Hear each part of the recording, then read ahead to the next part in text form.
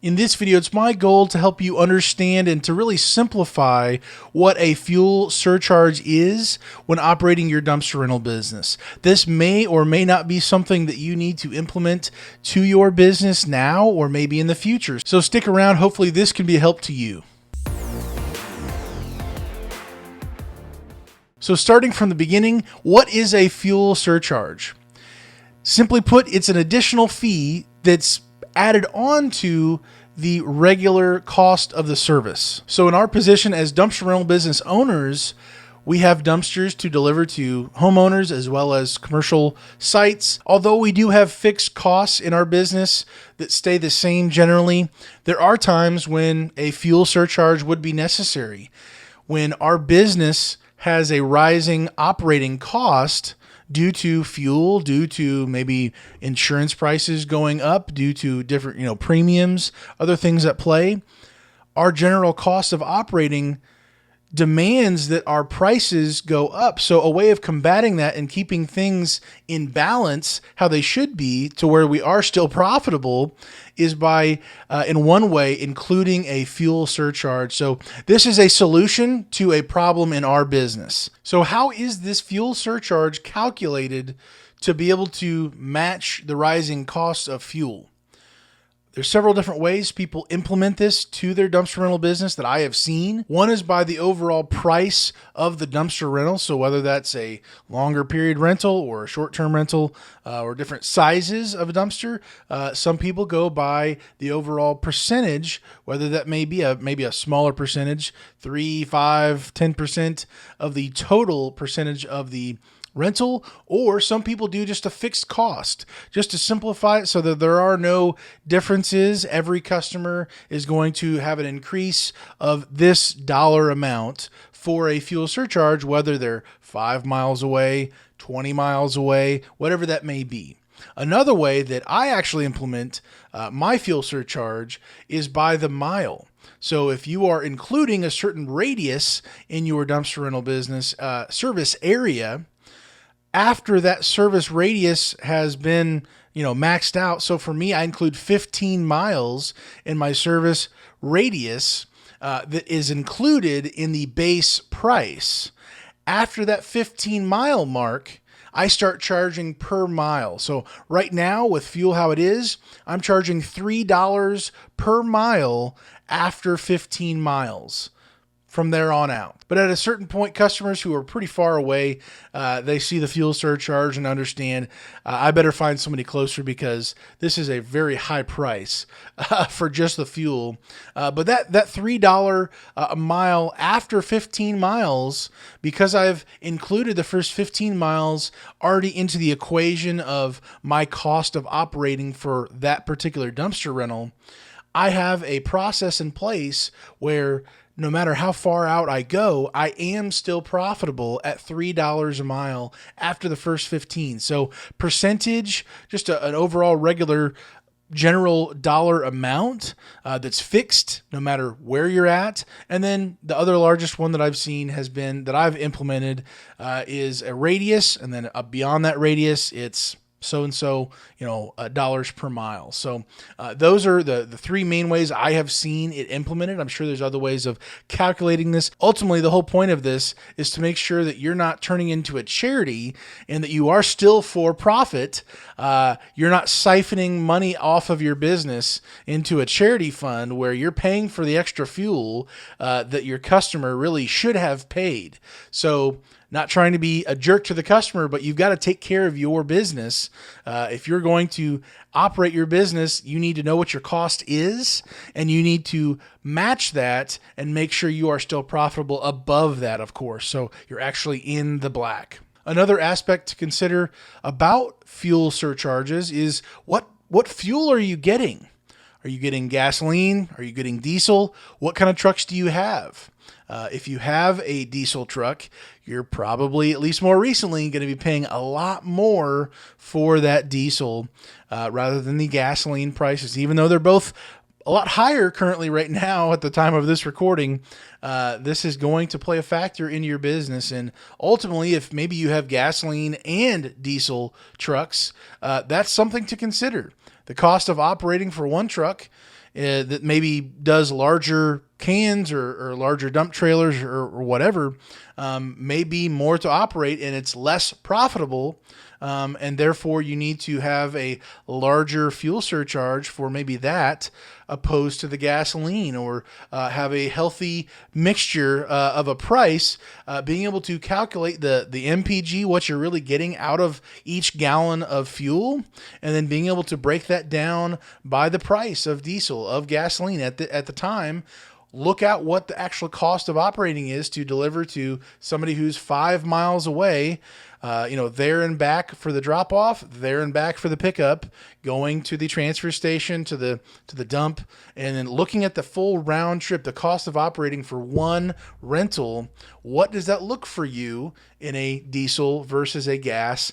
And then really considering, do you actually use both equally? Do you use the one that's more expensive more often? A lot of these things you can really get in the weeds with, and I think it's a healthy thing to maybe do a whole bunch of crunching of the numbers. But if you're wanting to just simply make sure that you are not losing money or not hemorrhaging money, it may be a safer bet to go with the worst case scenario, always calculating off of the diesel price that's probably going to be a lot higher than the gasoline. So that's another aspect of surcharges for fuel when you're looking at your business going, how am I losing money? What's happening? This is absolutely something that you may overlook and not think about. But maybe if you're trying to, pinch some pennies and save some money, it's absolutely a factor when looking at fuel surcharges. Next, if you're going to be implementing this fuel surcharge into your dumpster rental business, you've got to have all of this verbiage and exactly how you're calculating this put into your actual contract with the customer. If your price is going to be different for this customer versus another customer, if there's any type of discrepancy, the contract should absolutely put everything to rest, to confirm everything from your address to their address, from any range that you have going on. Your contract with the customer should easily be able to explain what this fuel surcharge is. If there's any discrepancy, this is how customers absolutely can say, well, there's hidden fees and they're vague about this and they're vague about that.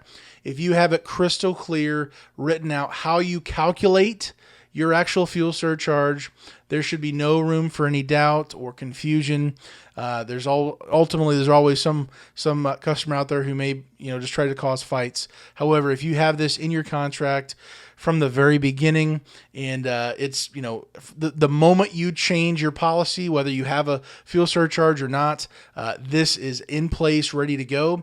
This is going to really hedge your bets and save you a lot of hassle potentially with customers if it's in writing in the contract that they signed. They literally knew what they were signing up for up front, and ultimately, since you've already charged them before you shown up, which is what you need to be doing, they're already going to know what that price is before they even give their credit card or any other information, and get into business with you. So having this in your contract is critical, and spelling it out exactly what's going on, how it's calculated, and really what they need to know. Since we're in pretty volatile times as far as our economy, our country, the world, oil, and everything included that goes into a fuel surcharge and the cost of operating our business with our trucks.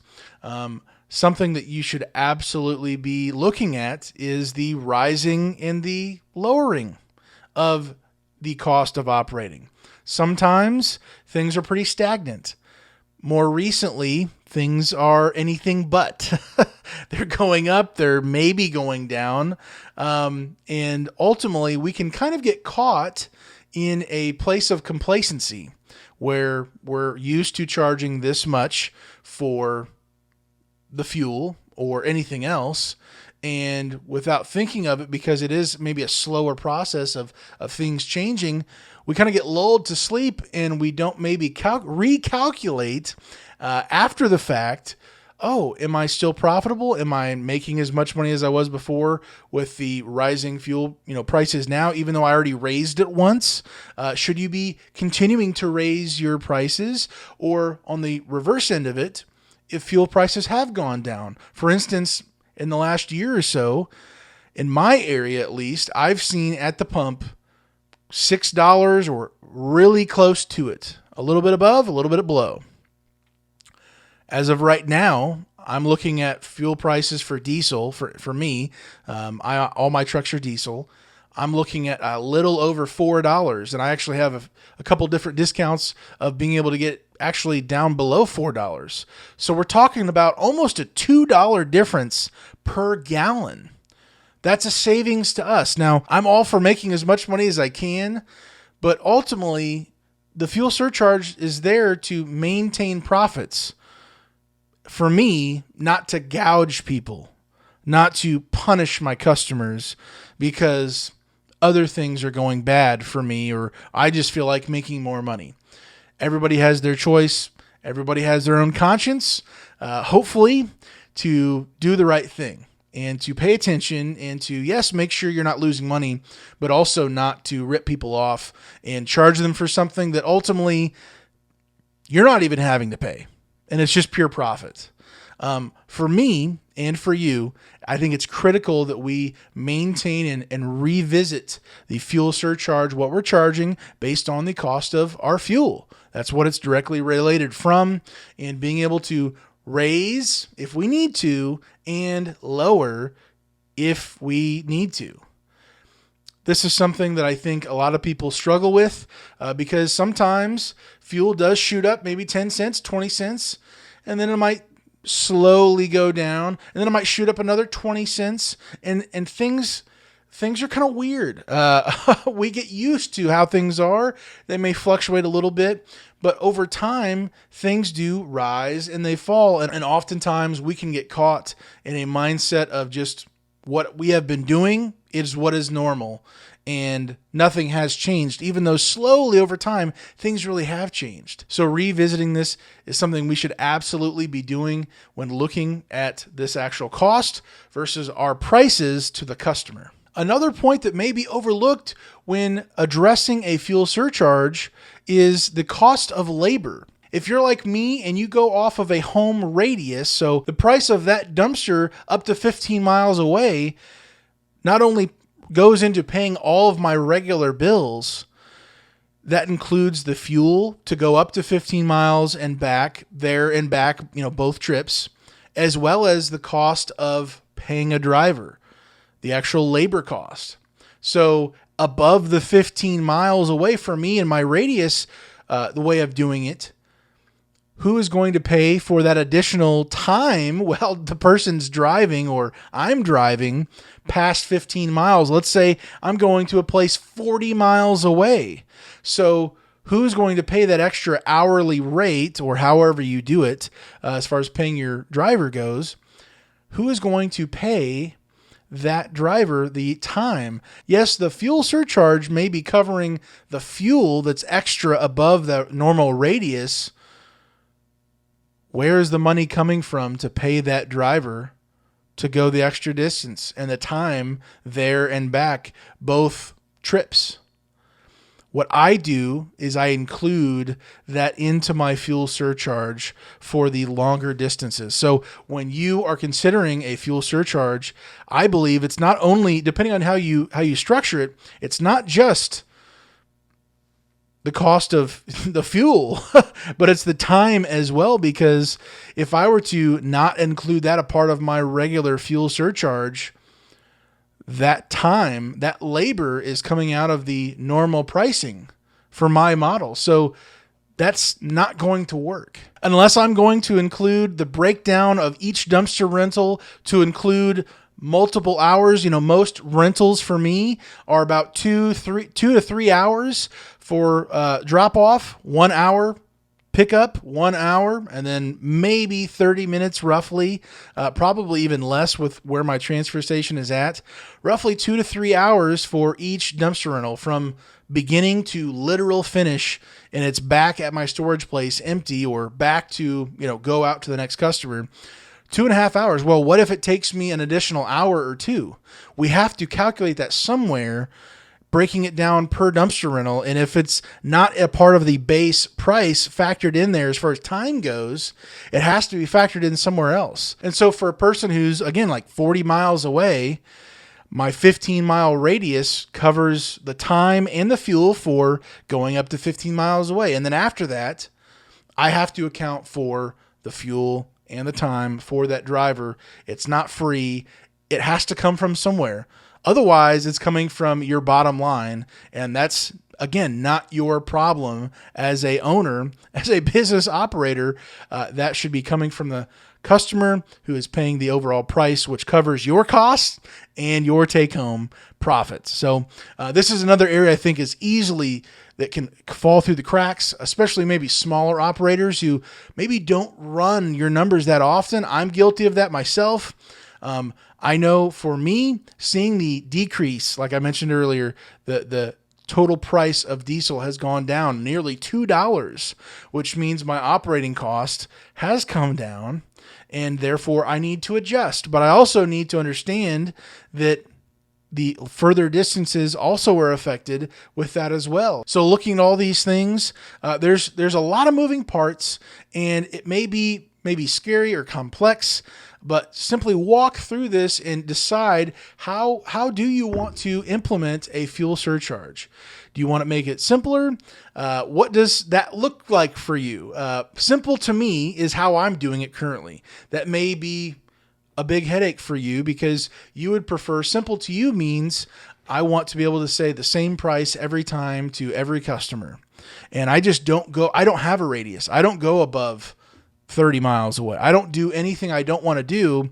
And so everything is super simple that way. For me, the way I do this is very simple and it makes sense to me. So whatever you are doing, whatever system you are implementing as far as how you're putting it a part of the base price or a percentage or raising that total by a dollar amount or maybe a percentage or other things, make it work for you and be able to track it. That's the biggest thing. If you're not tracking the way you're operating it and managing it and to where it makes sense for you, it's not a help to you. It's a policy. It's a thing in your business that's just causing chaos. It doesn't make if it doesn't make sense to you, it's definitely not going to make sense to the customer. It should be simple just to flow out for the customer to say, "Oh, okay, great. That makes sense to me. I get it. I have rising costs of living for myself. I anticipated this dumpster rental would be affected because there's a truck that delivers the dumpster.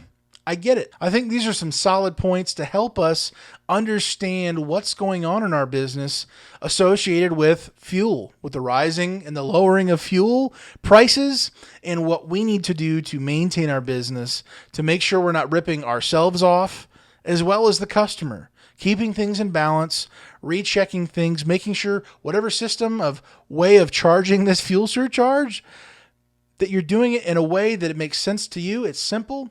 It makes sense to the customer. It's in your contract and everything is accounted for in your business. And so if this was helpful to you, please consider subscribing, hitting the like button if you got good value. Maybe there's some other points that I missed out or where you have some ideas on what I did say. Please share that down in the comments below. If I can be of any more help to you, let me know. Reach out to me. These are some things that I'm still learning and growing in. I've not arrived. I don't track my fuel surcharge every single day. I'm on this journey with you. Again, thank you for your time. Hopefully you have a great day today. Stay safe, guys, and God bless.